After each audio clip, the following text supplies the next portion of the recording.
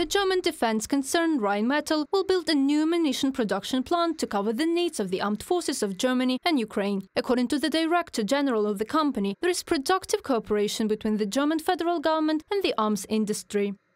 A lot has changed for the better in military procurement. Rheinmetall alone received orders or framework agreements worth over 10 billion euros from the federal government last year, for the Bundeswehr and for Ukraine. This year, this sum will increase to at least 15 billion. The pace is fast. What would have taken 10 years in the past is now completed in a few months.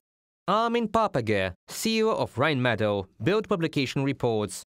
Ukraine is making efforts to bring its armed forces to the standards of NATO. This is stated in the report of the American Institute for the Study of War. According to the US Department of Defense, Ukraine has implemented more than 18 NATO standards in the last 2 months alone.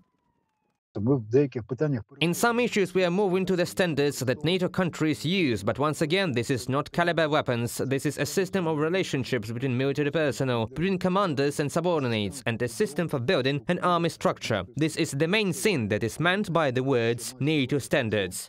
Growing global instability and Russian aggression against Ukraine have led to increased demand for American weapons. US military sales grew 16% in 2023, reaching a record $238 billion. This was reported by the US State Department.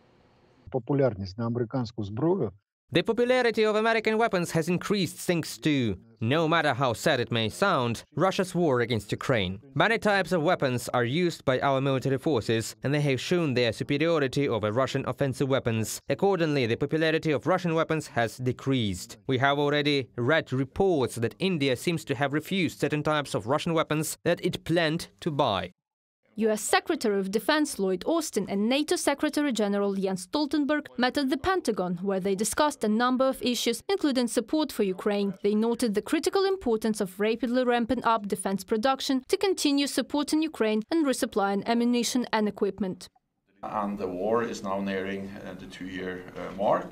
The situation on the battlefield is challenging, but NATO allies are providing unprecedented support to Ukraine, and it is important that we continue to do so.